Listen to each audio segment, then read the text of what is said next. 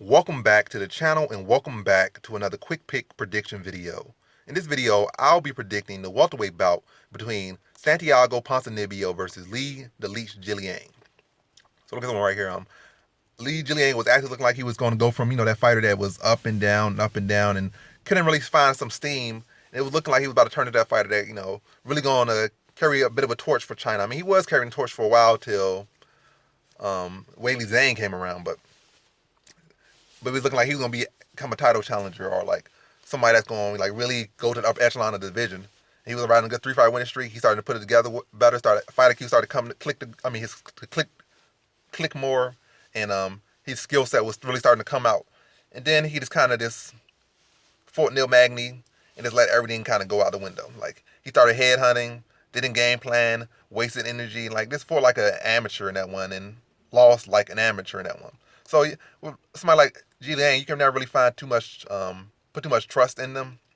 And I feel like in this fight, this will be a good fight for Li Jingliang to make up for his mistakes or make up for what he did in his last fight.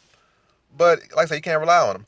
But this is the best chance he could to fight and get to fight Ponzinibbio. Ponzinibbio that hasn't fought in like 3-4 years now, and you're still a fresh fight. You've been active this whole time. You've been getting proven. Whereas we don't know what Ponzinibbio has been on. Has he been injured? Has he been doing this? Has he been doing that?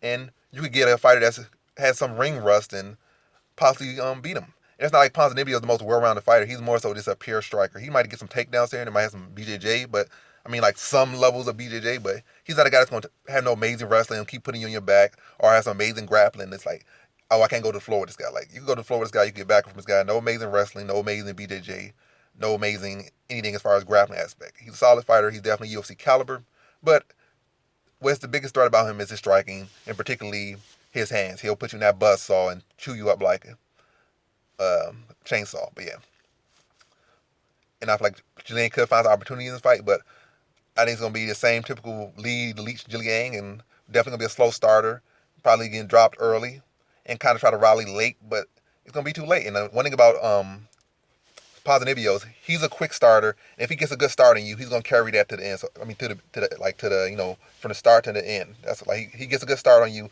and he carries. But you get a good start on him, and like say, I don't know, I'm not gonna go back, but you could get a good start on him. You could beat him, but if you can't get a good start on him, you're likely to lose, or you got to come back from behind it, which is hard against a guy like Ponzinibbio. Like sets a high pace, and he maintains that pace. He sets it off like I'm gonna win this fight, but you could like say, give us some fight back, and then you could get in the fight and kind of get him back. But like with somebody like Li Jingliang, who's a slow starter, that's gonna set a fast starter like Ponzinibbio up, and he's gonna carry that through the end.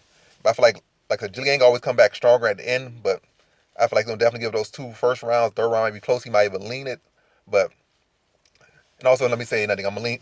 I'm already leaning to Ponzinibbio via decision. But why I'm gonna say it's decision is because the leash has never been stopped outside, I think, submission or something. So he hasn't never been stopped. So I don't see him getting stopped in this one. I feel like Ponzinibbio will come out to a good, quick start, maintain it through the second. Leash is going to try to come back and rally in the third at best, if not just losing that one.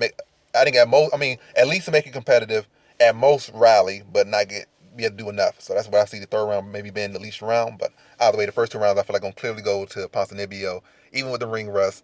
The leaches are slow. I mean, even with the ring rust, I still think he gets off to a better start than the leash, who typically has some bad rounds, first round getting dropped and getting hurt typically in these first rounds, and then having to rally. And that's always the case with the leech, outside of the Dos Santos fight. But yeah, so in this fight, I got Santiago Ponzinibbio via decision.